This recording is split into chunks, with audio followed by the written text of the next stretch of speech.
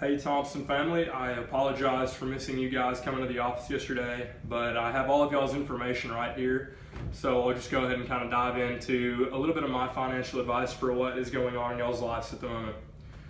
First off, my sincerest apologies about what happened in the flood. I hate to hear that happen to you all, but I know that with a little bit of persistence and a little bit of financial knowledge that I hope that I will be able to provide, that you guys will be right back on your feet and out of the state of Arkansas and into Tennessee in a matter of no time.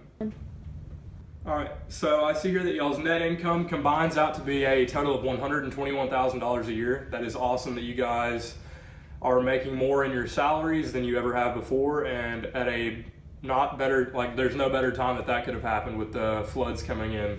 So as I said, y'all are together bringing in $121,000 combined a year. That comes out to $10,083 a month.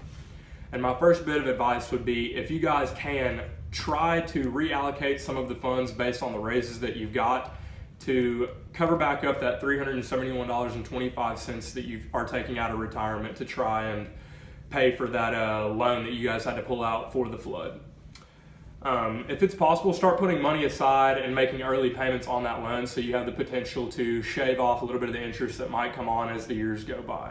It's no fun paying it back now, but hopefully in the long run, it might save you a couple $1,000s by the time it's all said and done. All right, another thing, I would suggest that you guys focus on knocking out the remaining balance on those credit cards. That seems to be the smallest loan that you guys have left right now. And I know it might seem easy at the moment since y'all seem to be stretched for money as everything has happened this year to you with the $70,000 that is coming to repair the flood damage on the house. But I would just advise not turning to the credit card when it seems that financial situations are putting you in a moneyless situation. I know that it's easy to go swipe a credit card, get that cheeseburger after a long work day, but the main goal here is to try to eliminate debt and not create more of it. So that's my second bit of advice for you guys. And again, I would like to reiterate to you both that pulling the money that you have put into those stock indexes and CDs might seem like a good idea right now, but really just focus on the idea of compounding interest.